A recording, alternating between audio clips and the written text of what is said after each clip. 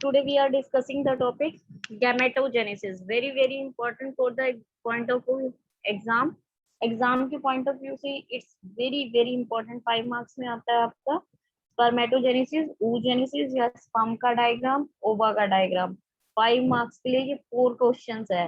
या स्पर्मेटोजेनेसिस आएगा, या गैमेटोजेनेसिस भी आ सकता है, या oogenesis आ सकता है, या स्पर्म का डायग्राम आ सकता है, ओवा का डायग्राम आ सकता है। इस चैप्टर का बहुत इंपॉर्टेंट टॉपिक है और ये आपकी लाइफ टाइम यूज आने वाला टॉपिक है। ध्यान से समझना है, इसके डाउट कई बार स्टूडेंट्स को नहीं क्लियर होते। गैमेटोजेनेसिस क्या है बेटा जी? पहले मैं आपको एनसीईआरटी से समझा रही हूँ, फिर इसके मेन पॉइंट मैं आपको पॉइंट आउट कर दूंगी। 47 नंबर पेज है। अगर एनसीईआरटी अवेलेबल है तो आप ओपन कर सकते हैं, नहीं तो ये स्क्रीन पे भी शो हो रहा है, आप उसमें से देख सकते हैं।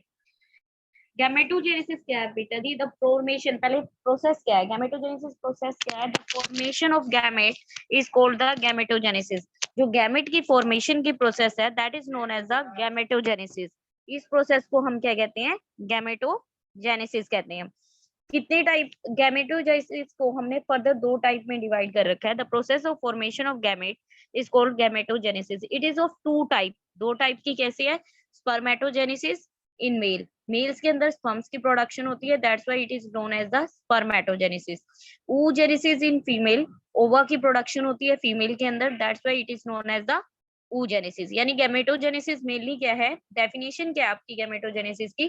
The process of formation of gamete, the process of formation of gametes, या गैमीट्स भी बोलते हैं। The process of formation of gametes is called the gametogenesis. Clear है? The process of formation of gametes is called gametogenesis. It is of 2 type. 2 type की होती है, spermatogenesis in male, oogenesis in female. Clear है बेटा? Next आगे चलते हैं हम। आपका नेक्स्ट क्या है? मैं इसमें से लाइन टू लाइन बता रही हूँ, उसके बाद मैं मेन पॉइंट आउट कर दूंगी इसमें से। क्लियर है? आपका क्या है? The primary sex organ the testis in male. आपको कल भी मैंने बताया था, जो प्राइमरी सेक्स ऑर्गन है मेल्स के अंदर टेस्टिस होता है, and the ovaries in the female, females के अंदर ओवरीज होता है जो प्रोड्यूस करते हैं गैमेट्स को। गैमेट्स की प्रोडक्शन कहाँ से होती है? मेल में, यानी टेस्टिस है, ओवरीज फॉर फीमेल है। The sperm and ovum, gametes क्या होते हैं हमारे? Sperm and ovum respectively, by the process called the gametogenesis. Production किससे होती है? गैमेटोजेनेसिस से स्पर्म और ओवम की प्रोडक्शन होती है। In testis the immature male germ cell, testis के अंदर क्या होता है? इमेच्योर मेल जर्म सेल्स जो होती है, इमेच्योर जो एक्टिव स्टेट में नहीं होते। इमेच्योर किन्हें कहते हैं? जो एक्टिव स्टेट में नहीं होते। स्पर्मेटोगोनिया, यानी the immature male germ cells जो सेक्स रिलेटेड सेल है। Spermatogonia produce sperm bye spermatogenesis, वो प्रोड्यूस करते हैं आपके स्पर्म सेल बाय प्रोसेस का नाम क्या है? स्पर्मेटोजेनेसिस। दोबारा से समझिए इस लाइन को। टेस्टिस के अंदर आपके इमेच्योर मेल जर्म सेल्स होते हैं, उन्हें मदर सेल भी कह सकते हैं आप। स्पर्मेटोगोनिया मदर सेल भी होते हैं, वो प्रोड्यूस करते हैं स्पर्म को। स्पर्म की प्रोडक्शन उन्हीं से होती है, कौन सी प्रोसेस से? By the process of spermatogenesis that begin at the puberty. आपको ये भी पता है प्यूबर्टी की एज के बाद ही मेल्स एंड फीमेल्स में चेंजेस आते हैं। 13 ऑल ओवर द वर्ल्ड इसकी एज 13 ईयर रखी गई है। प्यूबर्टी पीरियड आता कैसे है? हार्मोनल सिक्रीशन होने लगती है जब पूरी बॉडी के अंदर, अकॉर्डिंग टू हमारे सेक्स। जैसे फीमेल है तो फीमेल के अकॉर्डिंग हार्मोन्स की प्रोडक्शन होती है, और मेल के अंदर मेल के अकॉर्डिंग हार्मोन्स, इसके अकॉर्डिंग हमारी बॉडी में चेंजेस आती हैं, और हमारे जो रिप्रोडक्टिव ऑर्गन होते हैं वो एक्टिव स्टेट में आते हैं, उसे हम कहते हैं puberty period. Spermatogonia, spermatogonia spermatogonium कहते हैं सिंगुलर के लिए, और जो हमारा प्लूरल के लिए हम कहते हैं spermatogonia. Present on the inside wall of the seminiferous tubule. कहाँ पे प्रेजेंट होते हैं आपके स्पर्मेटोगोनिया? यानी स्पर्म्स के मदर सेल कहाँ प्रेजेंट होती है?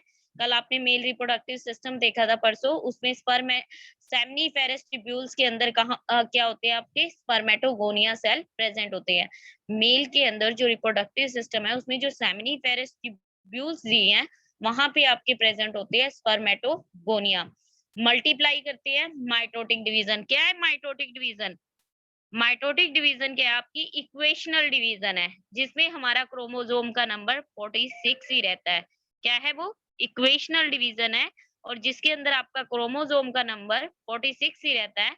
And increase in number the each spermatogonia is diploid. जो आपका स्पर्म मदर सेल है वो हमेशा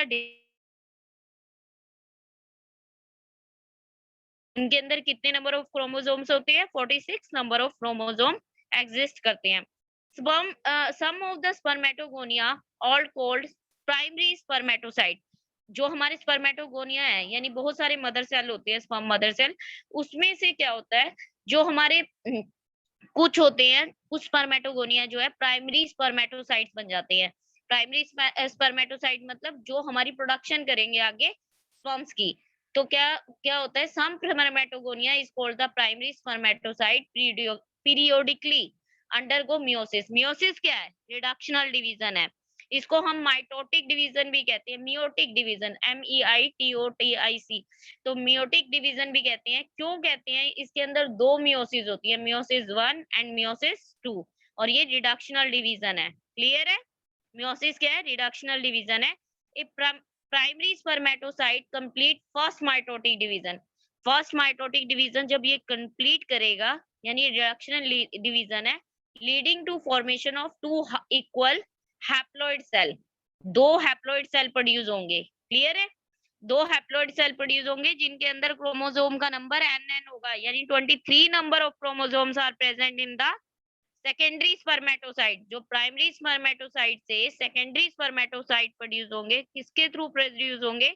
मियोटिक डिवीजन के, फर्स्ट मियोटिक डिवीजन के थ्रू प्रोड्यूस होंगे, और उनके अंदर क्रोमोसोम का नंबर NN होगा। और क्रोमोसोम वैसे काउंटिंग में कहें तो 23 नंबर ऑफ क्रोमोसोम प्रेजेंट होंगे सेकेंडरी स्पर्मेटोसाइट के अंदर। क्लियर है?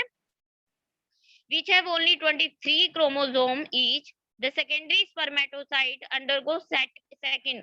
जो आपका secondary spermatocyte है वो second meiotic division के लिए जाता है, और प्रोड्यूस करता है 4 इक्वल हैप्लॉइड स्पर्मेटिड्स, और प्रोड्यूस किया करता है 4 इक्वल हैप्लॉइड स्पर्मेटिड्स। अब यहाँ पे आता है, जब वो पहले ही 23 नंबर ऑफ क्रोमोसोम है मियोटिक डिवीजन के बाद, एक एक यानी दो सेल्स जो है हमारे पास, जनरली सेल्स की बात करते हैं, जनरली आप जर्नल लेके चलिए, दो सेल्स हैं उनके अंदर 23 नंबर ऑफ क्रोमोसोम है। तो यहाँ क्वेश्चन क्या आता है कि फर्दर डिवीजन हो रही है मियोटिक डिवीजन, और वो 4 प्रोड्यूस कर रहे हैं, यानी एक से दो 4 नंबर ऑफ सेल्स प्रोड्यूस हो रहे हैं आपके हैप्लॉइड। कैसे हो रहे हैं? कैसे प्रोड्यूस हो रहे हैं spermatids?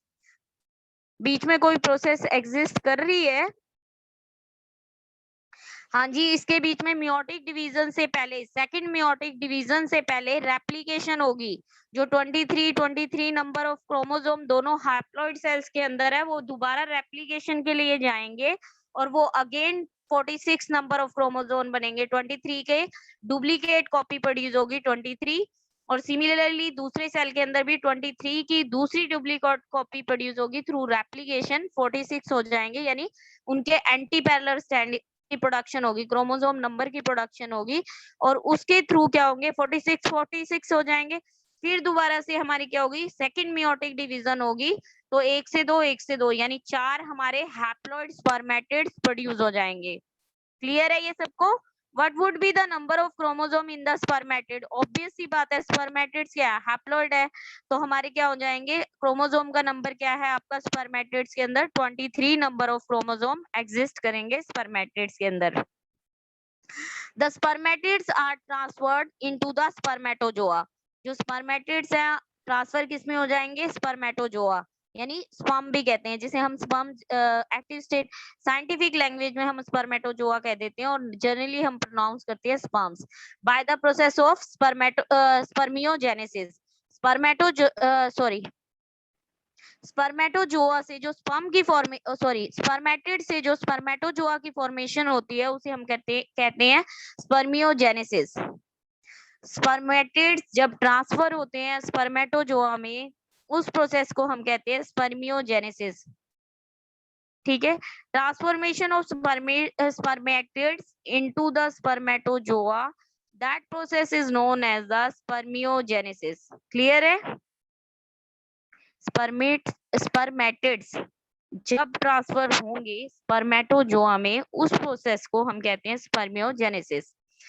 After spermiogenesis sperm had become embedded in the Sertoli cells. जैसे ही स्पर्मियोजेनेसिस यानी स्पर्म की फॉर्मेशन होती है, तो आपके स्पर्म्स का जो हेड है उस टाइम तक सर्टोलिक सेल के अंदर एम्बेडेड होता है, यानी डूबा हुआ होना।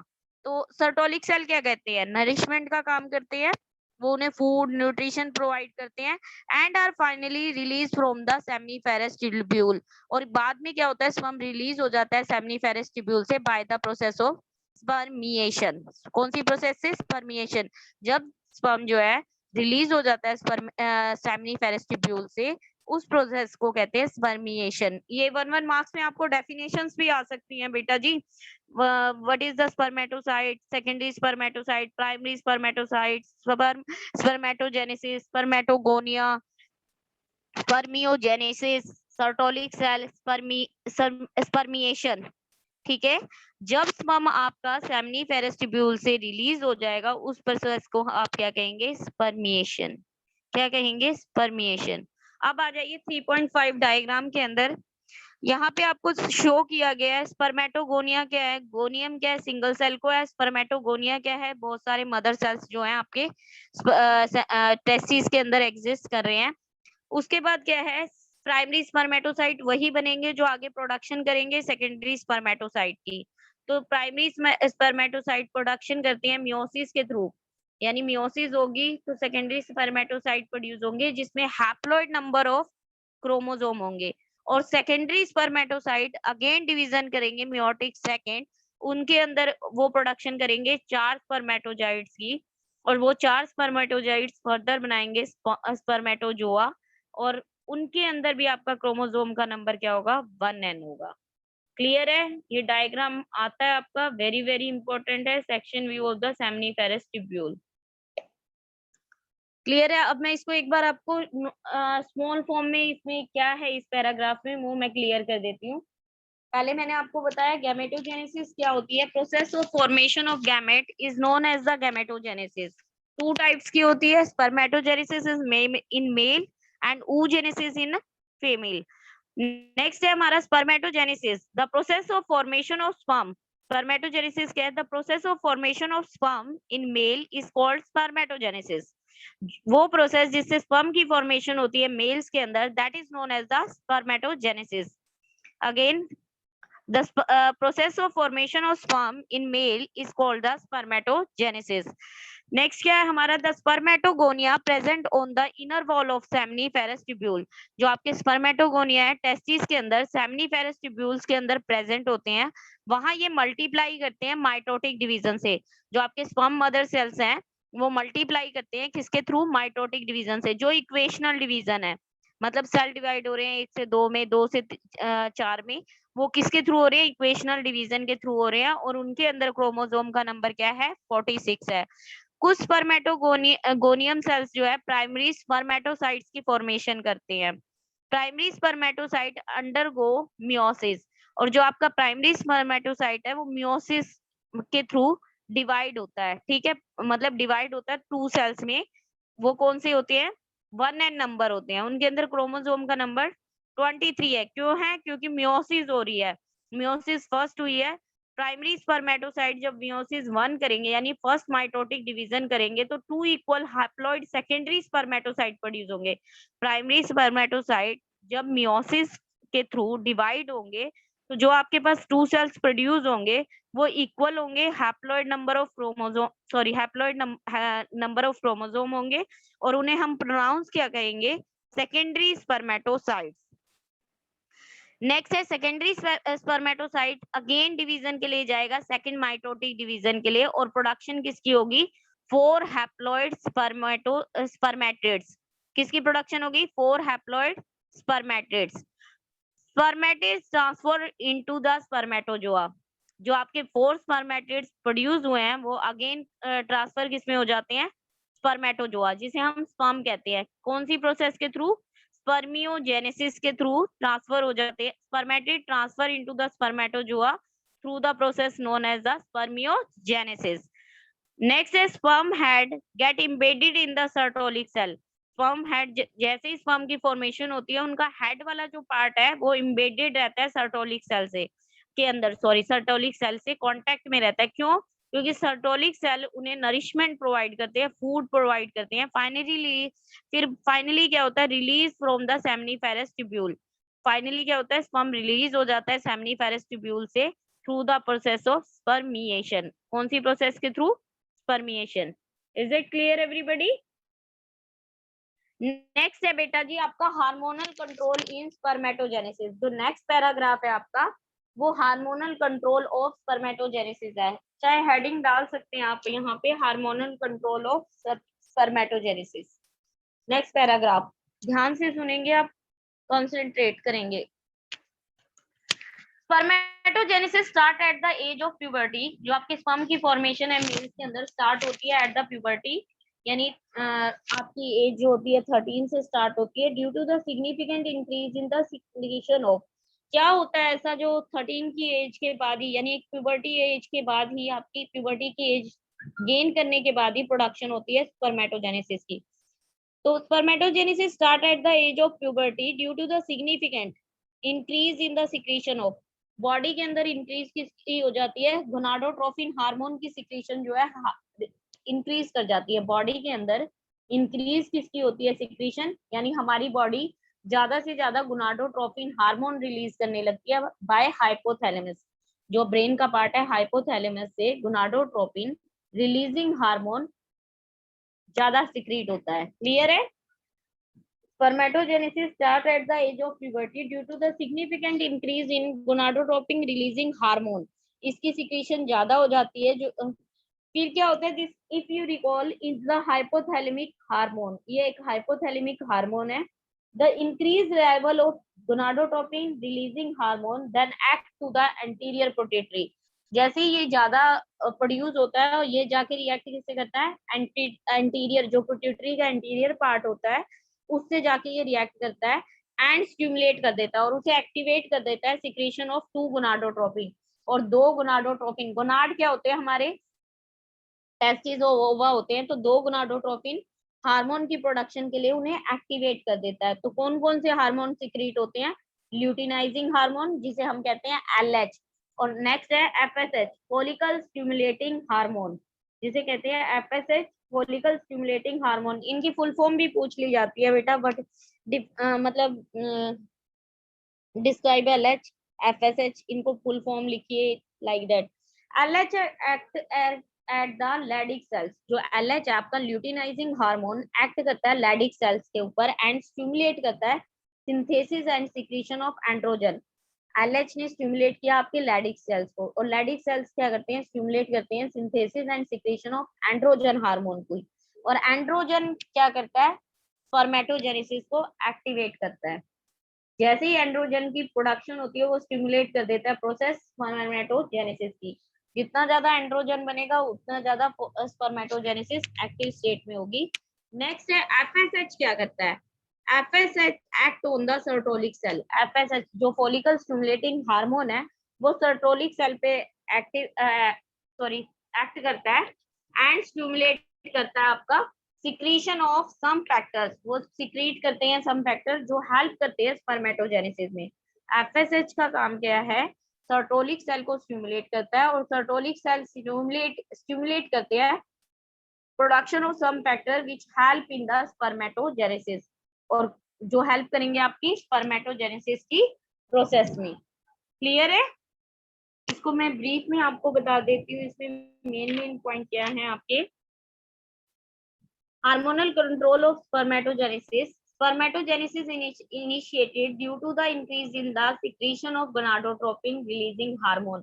जैसे ही हमारी बॉडी के अंदर प्यूबर्टी पीरियड के बाद गोनाडोट्रोपिन रिलीजिंग हार्मोन हाइपोथैलेमस से रिलीज होता है तो स्पर्मेटोजेनेसिस इनिशिएट होती है। इंक्रीज होने, जैसे ही इंक्रीज हुआ गोनाडोट्रोपिन रिलीजिंग हार्मोन, वो इंक्रीज होने के बाद एक्ट किस पे जाके करता है, एंटीरियर पिट्यूटरी पे, और एंटीरियर पिट्यूटरी स्टिमुलेट हो जाती है और सिक्रीट करती है 2 गोनाडोट्रोपिन हार्मोन जिनके नेम है एलएच एंड एफएसएच। एलएच को ल्यूटिनाइजिंग हार्मोन कहते हैं, एफएसएच को फॉलिकल स्टिमुलेटिंग हार्मोन कहते हैं। एलएच एक्ट करता है लैडिक सेल्स के अंदर के ऊपर और स्टिमुलेट कर देता है उनको सिक्रीशन के लिए एंड्रोजन। जैसे ही एंड्रोजन सिक्रीट होता है वो फर्दर एक्टिवेशन करता है स्पर्मेटोजेनेसिस की, और एफएसएच एक्ट करता है सेरोटोनिक सेल्स के ऊपर जो स्टिमुलेट करते हैं कुछ हेल्पिंग फैक्टर जो हेल्प करते हैं आपकी स्पर्मेटोजेनेसिस के अंदर। क्लियर है बेटा इतना आपको? नेक्स्ट आ जाइए आपका structure of sperm. Very very important, आपको विद डायग्राम 5 मार्क्स में आ जाता है। पहले आप स्ट्रक्चर ही देख लीजिए स्पर्म का, पेज नंबर 3.5 पे है। एक मिनट मैं शो भी कर देती हूँ।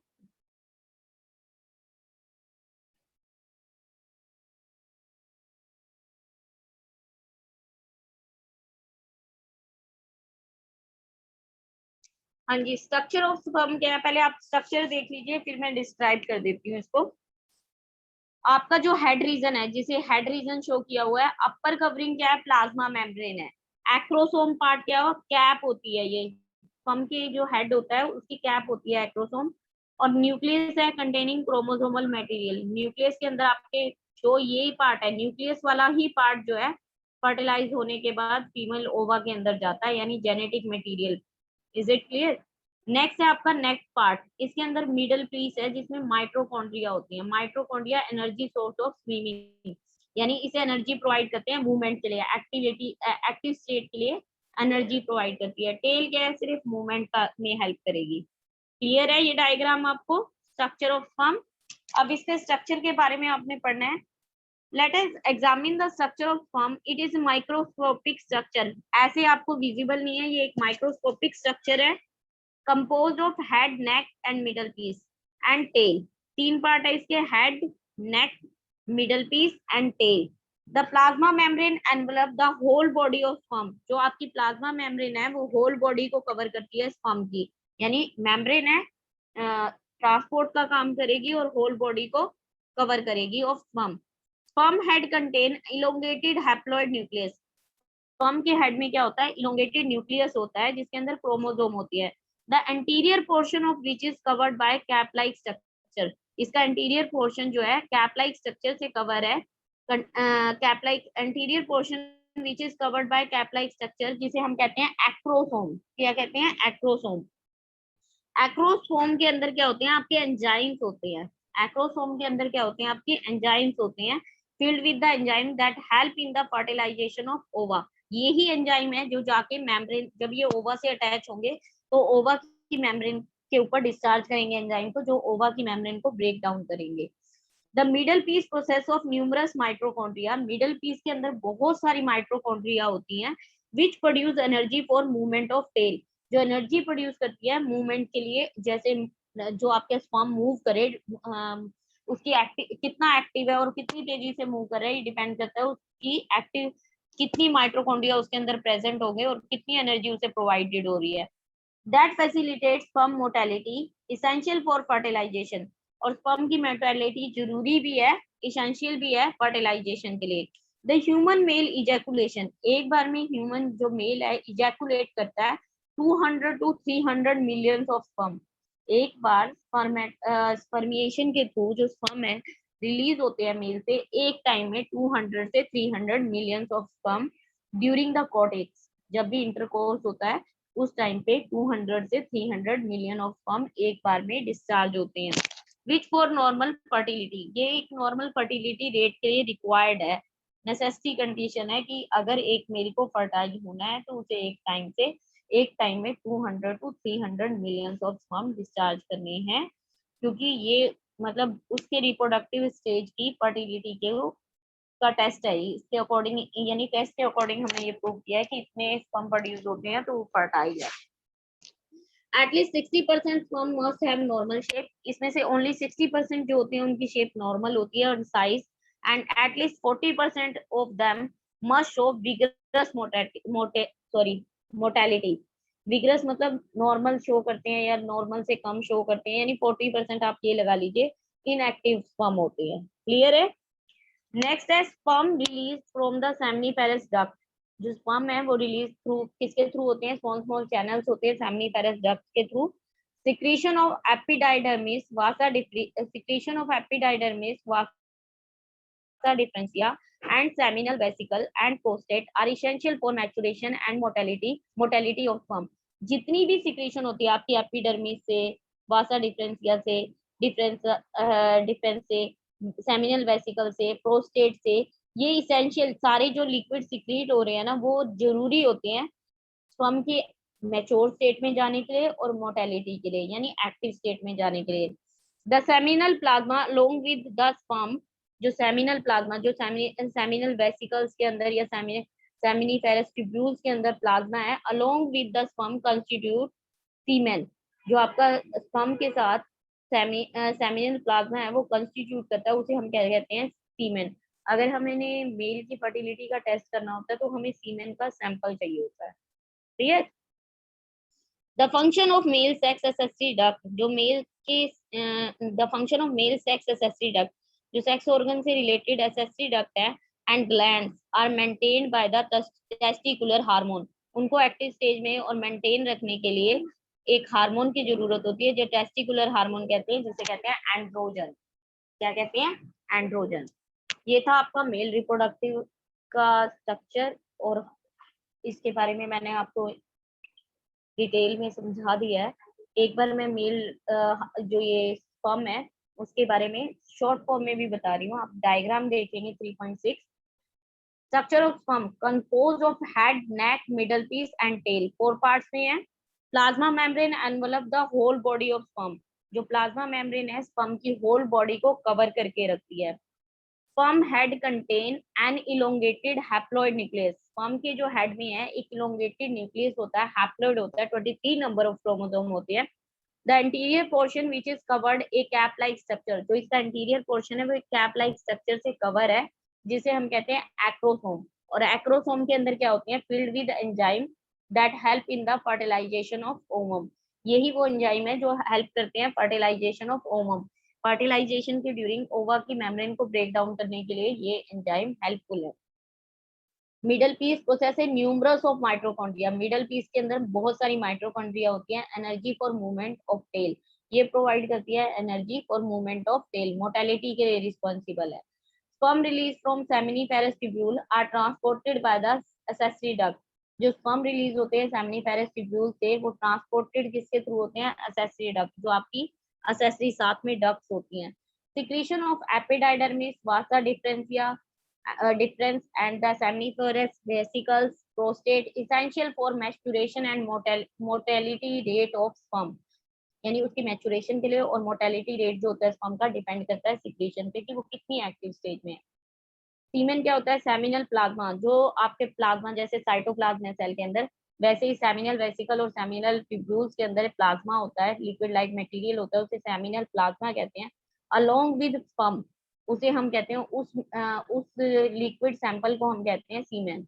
Function of male accessory gland controlled by, जो मेल के जितने भी एसेसरी ग्लैंड है और जो आप मेल का रिप्रोडक्टिव सिस्टम है उसको secretion function and mail accessory gland controlled bye testicular hormone, जो टेस्टिस से प्रोड्यूस होता है हार्मोन, उसे हम कहते हैं एंड्रोजन। क्लियर है? किसी को कोई डाउट है तो इसमें क्वेश्चनिंग कर सकते हैं बेटा। आज इतना ही प्रिपेयर करना है आपने।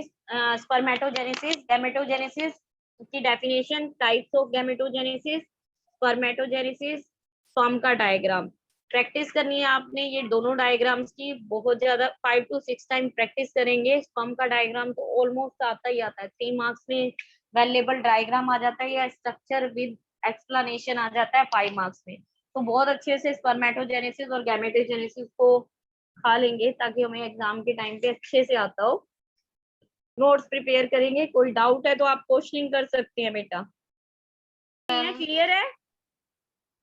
Yes ma'am. ठीक है, यहाँ तक आप लोग प्रिपेयर कर लेंगे। क्लियर है? क्लियर है बेटा जी?